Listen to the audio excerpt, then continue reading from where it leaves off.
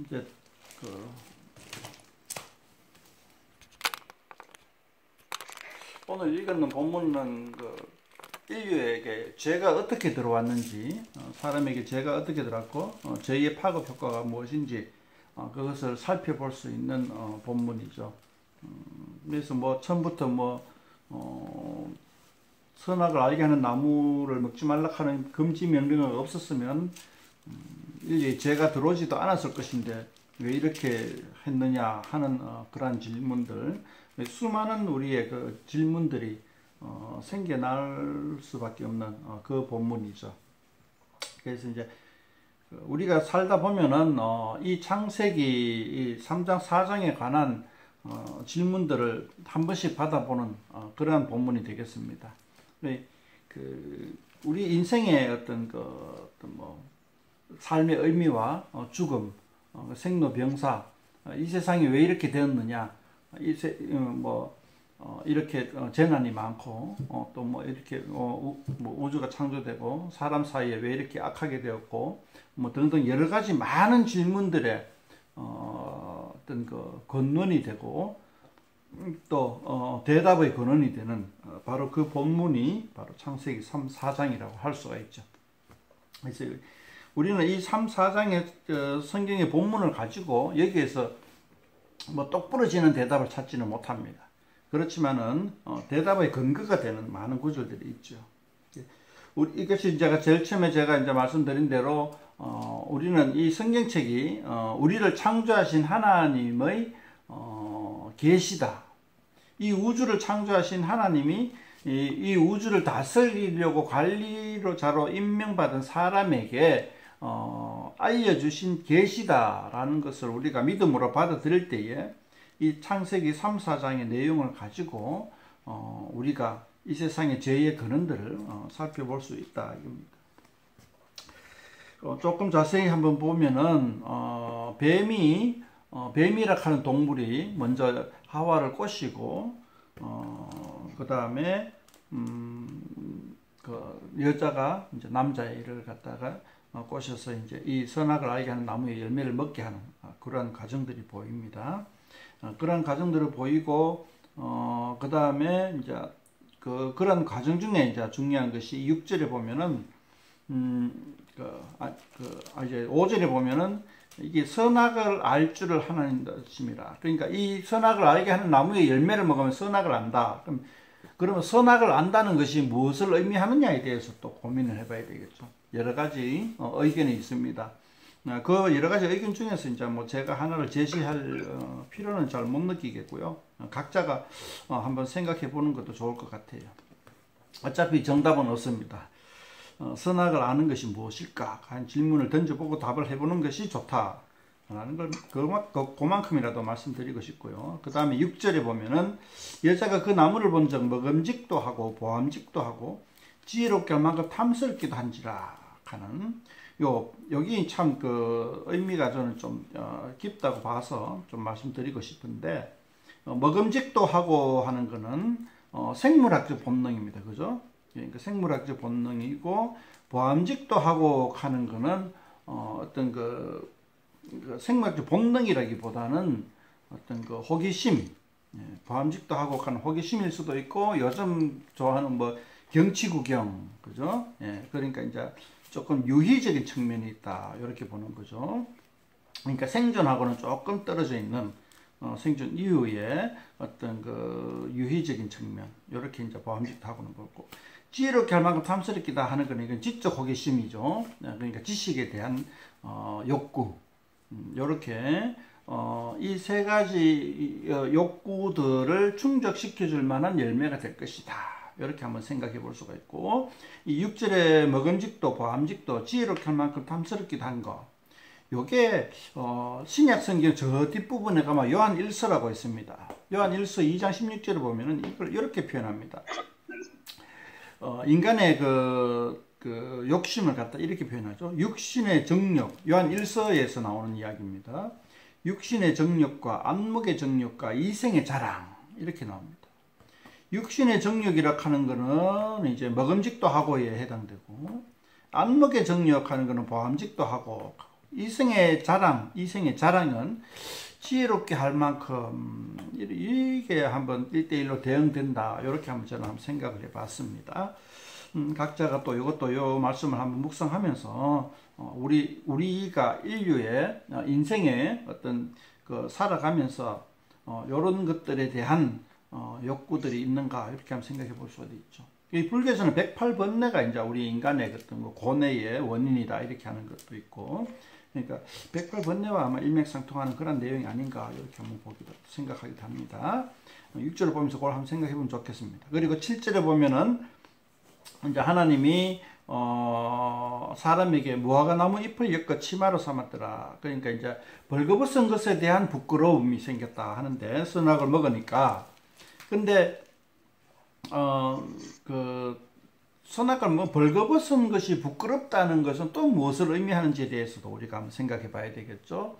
그냥 단순히 피상적으로는 그냥 벌거벗은 몸에 대한 수치심 이런 것들을 생각해 볼 수 있는데, 에덴 동산에서 그런 벌거벗은 대한 수치심이라는 게 과연 뭘까 고민해 보고, 그 다음에 무화과나무 잎을 엮어 치마를 엮어서 벗은 것을 가린다. 이런 것은 또 무엇을 의미할까? 이건 다 어떤 그 상징적인 의미가 있죠. 그죠? 피상적인 의미 외에. 근데 그 상징적인 의미는 또 사람마다, 신학자마다 다 다르게 얘기합니다. 그래서 그냥 무엇이 옳다, 무엇이 그러다 이렇게 할 것이 아니라 그냥 한번 생각해 보면 좋겠다는 겁니다. 너무 한쪽으로 치우쳐서 이거다라고 얘기하는 것은 바람직하지 못한 것 같아요. 자, 그 다음에 하나님이 이제 아담과 하와를 찾아가지고 그 범죄 경위에 대해서 추궁하고, 그리고 이제 그 범죄한 그 각자에게 벌을 내리는데, 여자는 저기 보자 어디에 나옵니까? 네. 16절에 여자는 임신하는 고통을 크게 더하리니 네가 수고하고 자식을 낳을 것이며 너는 남편을 원하고 남편은 너를 다스릴 것이나. 이게 이제 여자에게 범죄한 결과로서 하나님이 죄의 벌로서 내리신 결과입니다. 근데 조금 교육계를 가우뚱하게 하는 많은 내용들이 나오죠. 그죠? 임신하는 고통을 크게 다하는 게 이게 뭘까? 해산하는 고통을 알겠는데 임신하는 고통은 뭘까? 고민하게 되고, 그 다음에 수고하고 자식을 낳을 것이다 하는 거.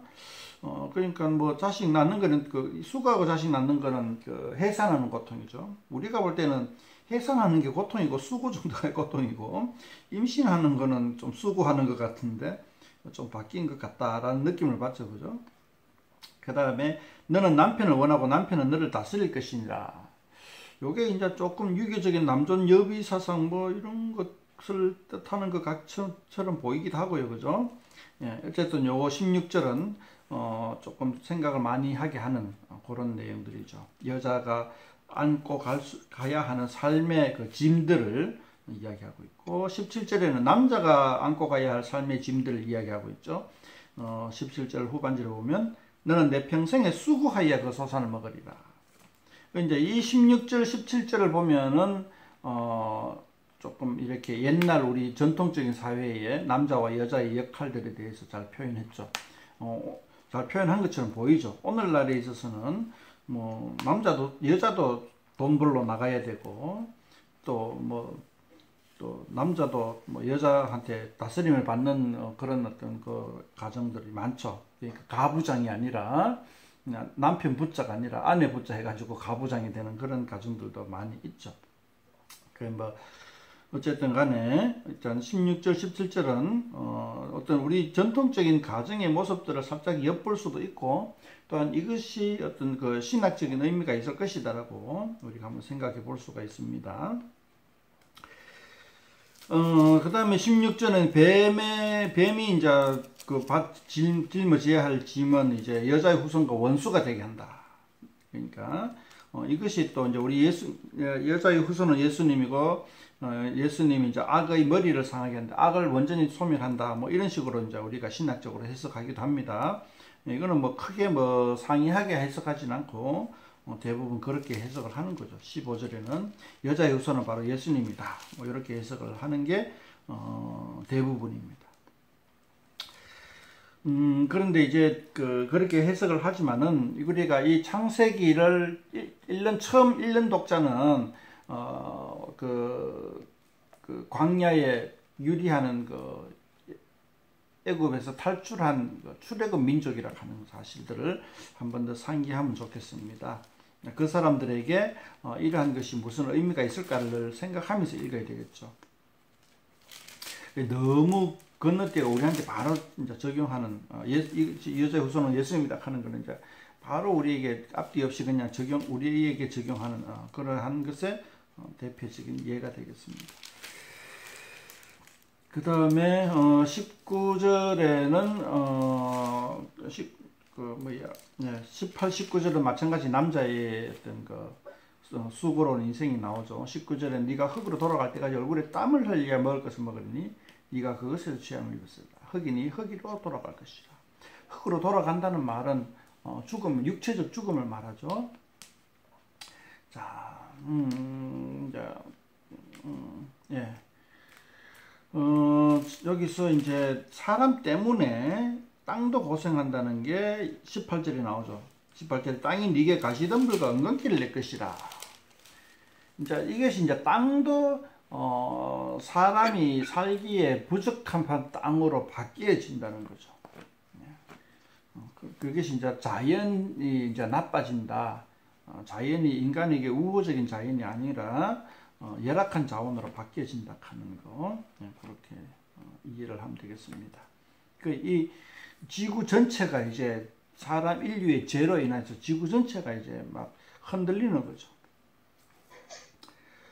21절에는 보면은 이제 여호와 하나님이 아담과 그의 아내를 위하여 가죽옷을 지어 비시니라. 요건 또 가죽옷은 예수님이다. 이렇게 이제 우리가 보통 신학적으로 해석을 합니다.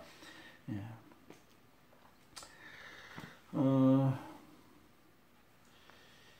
자, 그러니까 사람이 스스로는 무화과 나무 잎으로 옷을 만들어 가지고 치마를 엮었고 하나님은 사람에게 가죽옷을 지어 입으셨다. 가죽옷은 좀 특별하다라는 그런 의미를 주는 것 같죠, 그죠? 예. 가죽옷은 하나님이 신적인 존재가 인류에게 선물한 것이다. 이렇게 이제 생각을 하는 거죠. 그 다음에 22절에서 24절까지는 에덴 동산에서 사람이 쫓겨났다. 에덴 동산에서 그 이유가 생명나무 열매 따먹고 영생을 가느라. 생명나무도 따먹을까? 이제 선악을 알게 하는 나무도 따먹었으니까 생명나무도 따먹고. 옛날에는 생명나무를 따먹지 마라 했는데 이제는 생명나무를 못 따먹게 하기 위해서 막아버리는 거죠. 이것이 요한계시록에 가서 성경의 제일 마지막 책 요한계시록에 가서 생명나무에 접근할 수 있는 길이 열렸다. 이렇게 이제 요한계시록에 나옵니다. 그 이제 영생의 길이 열리는 거죠. 예, 요한계시록에 보면. 그런 어떤 그 내용들로 3장에서 구성되어 있고, 이제 4장에 보면은 이제 죄가 더 만연해져 가지고 심각한 것이 이제 보이는 거죠. 4장에 보면 이제 이 죄가 커져 가지고 살인까지 하게 됩니다.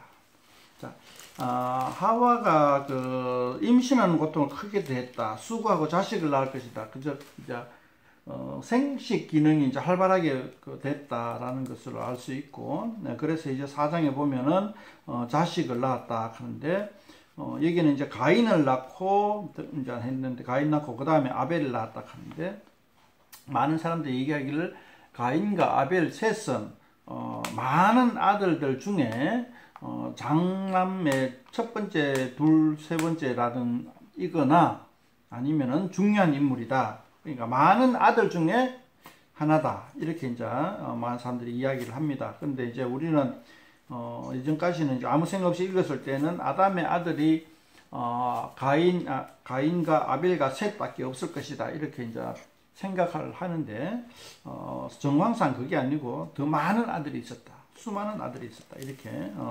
판단되어집니다. 그 다음에 가인과 아벨인데, 가인이 아벨을 제사, 하나님께 드리는 제사의 어떤 때문에 아벨을 죽여버립니다. 자, 여기서 이제 제사라 하는 것이 처음 나오는데, 이 재물학관처럼 나오는데 이 제사가 하는 것들이 죄의 문제와 관련이 있죠.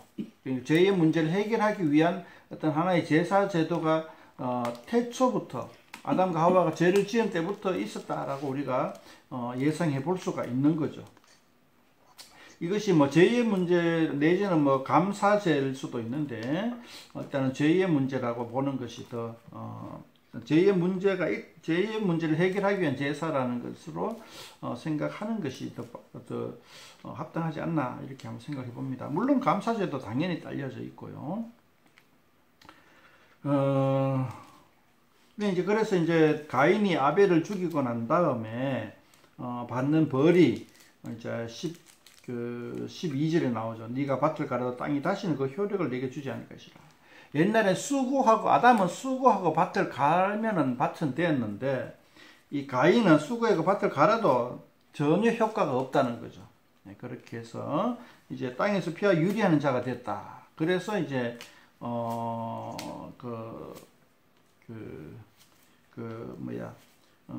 이 가인의 후손들도 목축업으로 바뀌게 됩니다. 원래는 가인은 농부였어요. 가인이 농부였고 아벨이 육축업을 했는데, 근데 이제 가인이 땅에서 이제 벗어나 버리게 되죠. 여기서 우리가 참 유명한 얘기가 나오죠. 15절에 보면은 이거죠. 가인을 죽이는 자는 벌을 7배나 받으려 하시고 가인에게 표를 주사 그를 만나는 모든 사람에게서 죽임을 면하게 하시니라. 이 가인의 표하는 것으로 인해서 많은 소설도 나오고 이야기들도 나오고 엄청난 많은 이야기의 소스를 제공해주는 그 내용이 바로 우리 4장에서 나오는 거죠. 우리는 이제 소설로서 그러한 가인의 표를 갖다가 살펴볼 것이 아니라 성경책 창세기 4장을 통하여서 가인이 어떠한 것인가를 이제 우리는 원본을 바라보게 됩니다. 그래서 이 원본을 조금 깊이 있게 묵상하시고 거기에 의미를 우리 스스로 한번 찾아보는 것이 굉장히 유익할 것입니다. 소설에서 말하는 가인의 표에 대해서 이제 우리가 상상할 게 아니라 성경책에서 말하는 가인의 표는 무슨 의미인가? 이 성경 원본을 한번 읽어보고 우리 나름대로 한번 정리하는 것이 좋겠다라는 거죠. 뭐 이것도 많은 신학자들이 각자의 의견을 내놓는 그러한 본문 중에 하나인데 여기서는 이제 뭐 제가 한번 살짝 말씀을 드리자면은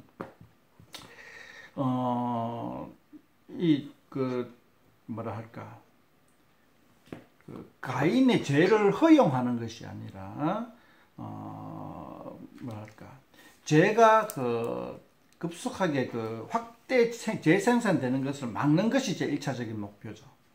그리고 두 번째는 가인에게 어떤 용서라는 것을 또 하셨다. 뭐 이렇게 저는 볼 수도 있습니다. 그런 측면에서 이제 우리가 받아야 되고, 그런데 이제 많은 소설들이나 세인들의 입에서는 가인의 죄를 허용했다. 그러니까 이제 가인이 자기 죄를 갖다가 합당하게 했다. 이런 식으로 표현하기도 합니다.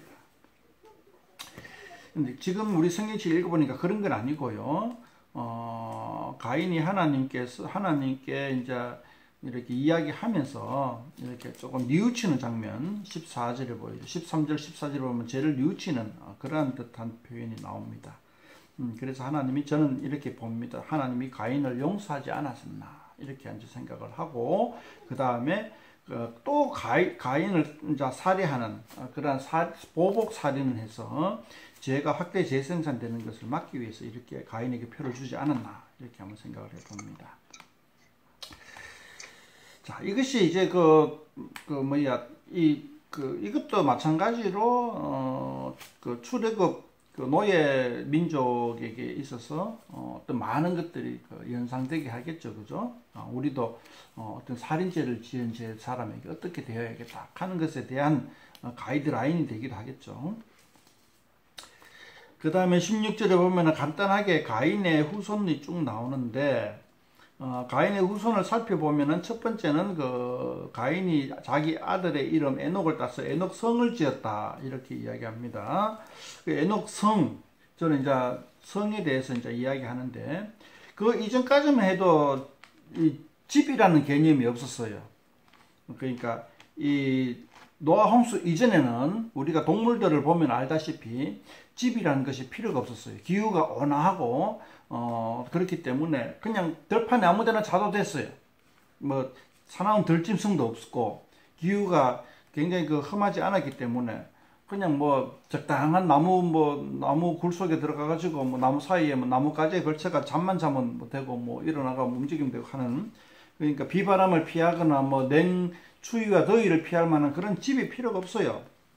그런데 집의 개념이 아닌 성을 쌓았다 하는 거예요. 성. 그럼 성이 무엇이냐? 이 성이라 하는 거는 그 출애굽 노예 사람들한테 그 시대의 사람들한테 성이라 하는 개념은 외부의 침입으로부터 막기 위한 시설이다 말이죠. 집이 아니라 이게 전쟁을 위한 전쟁을 예비한 개념이란 말이죠. 즉 그러니까 가인이 에녹을 낳고 성을 쌓고 했는 건 뭐냐? 자기가 살인죄를 지었기 때문에 다른 사람들이 자기에게 보복하도록 하는 굉장히 그 심리적으로 불안한 상태였다 하는 걸 우리가 반증하지 않는가 이렇게 한번 저는 생각을 해봅니다. 그러니까 늘 죄를 짓고는 못 사는 거죠. 늘 불안에 떨는 거죠. 가인과 가인의 아들들은. 근데 이제 가인의 아들들은 이제 자손들은 땅에서 유리하기 때문에 농사를 짓는 기술이 완전히 박탈당했기 때문에 그 다른 직업을 가질 수밖에 없어요.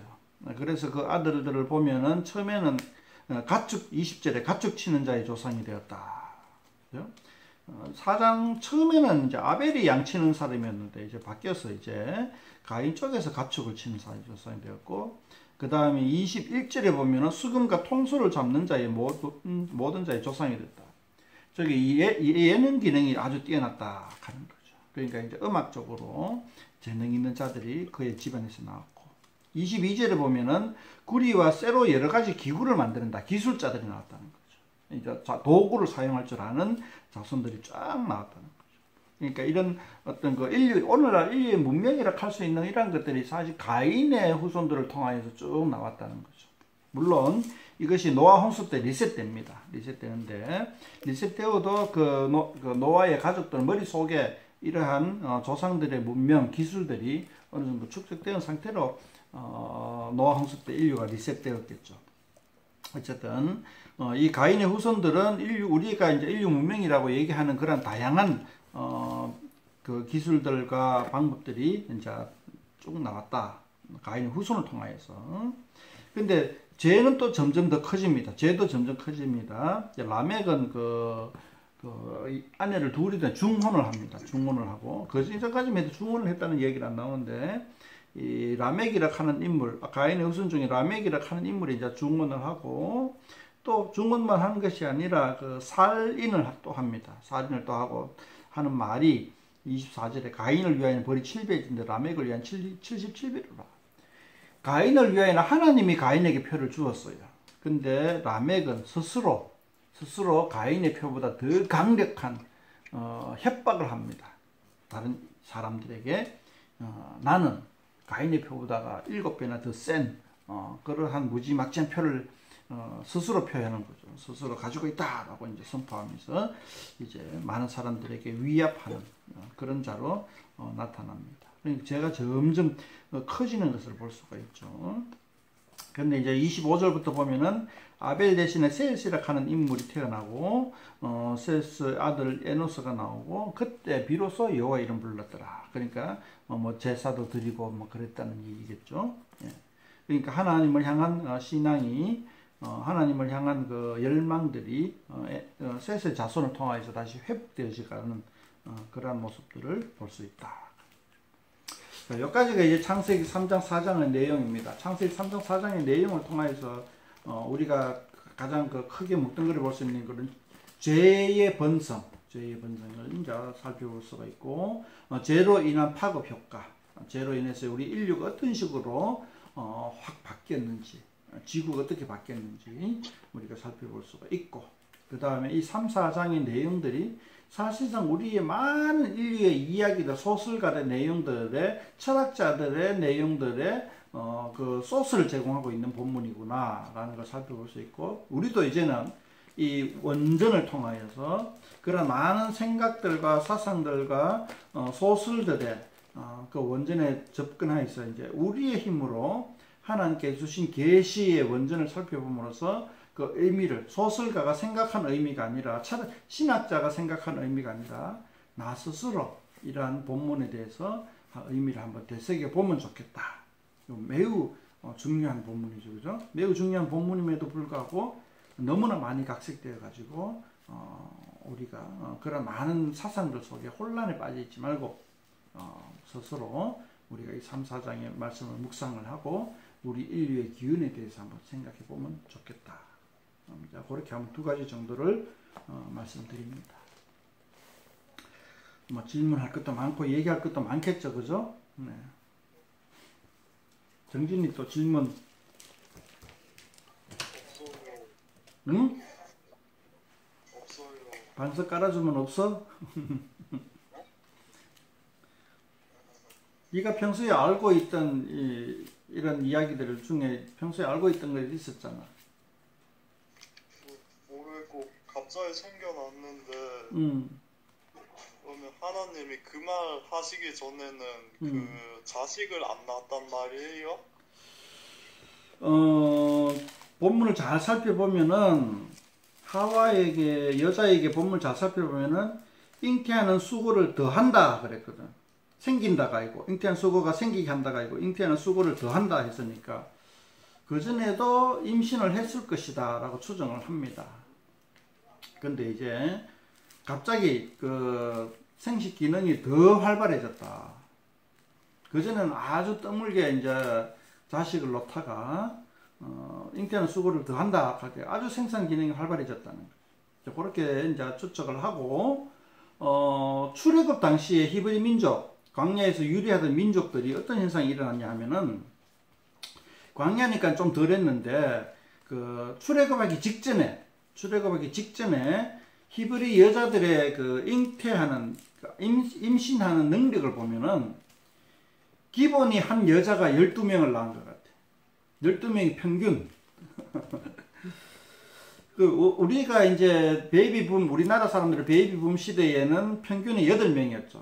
우리, 정진의 외할아버지 세대 형제도 8분? 10분? 예, 10분이었고, 정진의 친할아버지, 저의 형제들도 3남 3매 6명, 그 다음에 정진의 엄마의 형제도 6명.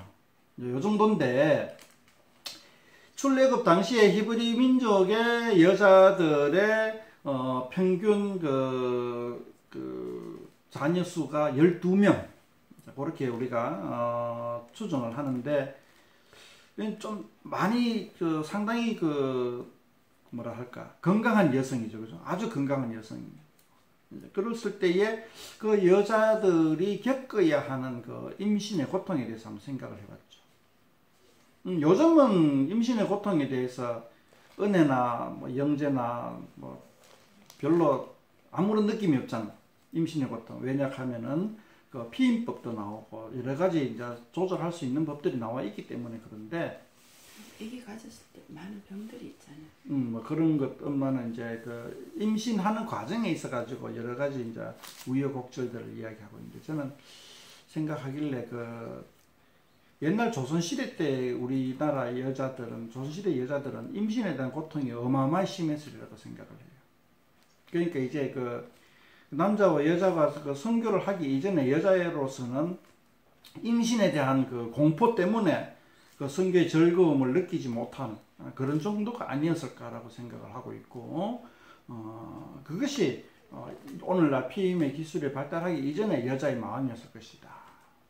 그러니까 아마 출애굽 시대의 히브리 여자들은 그 평생에 걸쳐 가지고 그 배란기 이후에 배란기가 멈출 때까지 쉴 틈 없이 임신을 했다는 거죠.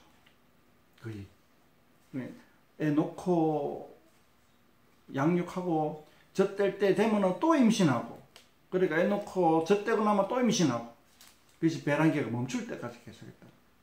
그렇게 이제 여자의 평생 일생이라고 생각을 했을 때에 여자는 그 임신에 대해서 늘 부담감을 안고 있지 않았을까, 이렇게 한번 저는 생각을 해보고, 그런 느낌들이 하와 여자에게 더해졌다, 이런 식으로 제 나름대로 해석을 해봅니다. 임신은 고통을 크게 더했다 하는 게, 그렇게 한번 생각을 해보고, 그전에도 있었다, 임신하는 게. 뭐 이렇게 한번 수학적으로는 그렇잖아요. 무엇에다 무엇을 더한다 할 때 더하는 거지. 무에서 더하는 건 생겼다라고 얘기하니까. 이는 이제 과학적으로 얘기하는 것이고, 실제 문장 속에서 그것을 의미하는지는 좀 더 연구해 봐야 알겠네요. 제가 조금 지식이 좀 짧았어요. 정진의 질문에 대답이 됐습니까?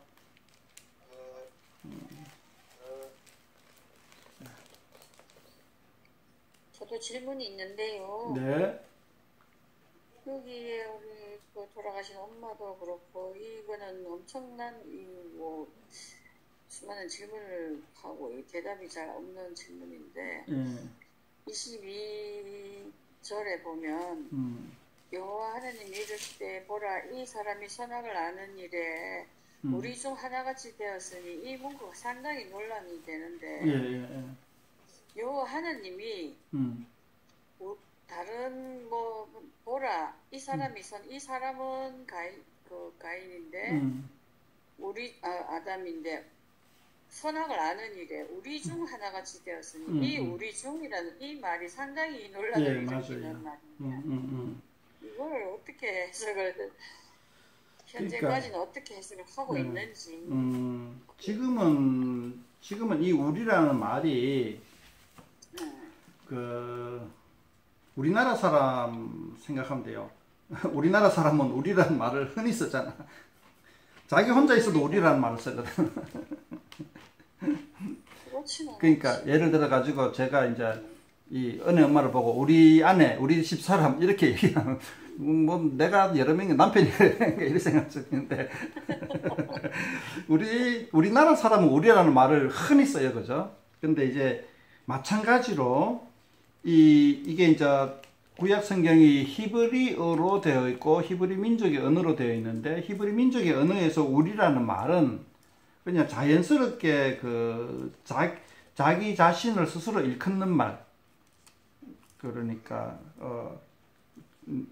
나, 저 이런 말하고 똑같은 말이죠. 그러니까 이제 그러면 22절이 혼잣말인 거예요? 그렇지. 이제 언어적으로는 혼잣말인데, 그 이제 서양에서는 이거를 워낙 따지니까 문법에서 단수, 복수, 뭐 1인칭, 2인칭, 3인칭, 이게 서양 영어권에서는 문법의 가장 기초잖아. 근데 이제 히브리에서는 이게 애매모호한 거예요. 이게 단수인지 복수인지 뭐 문법적으로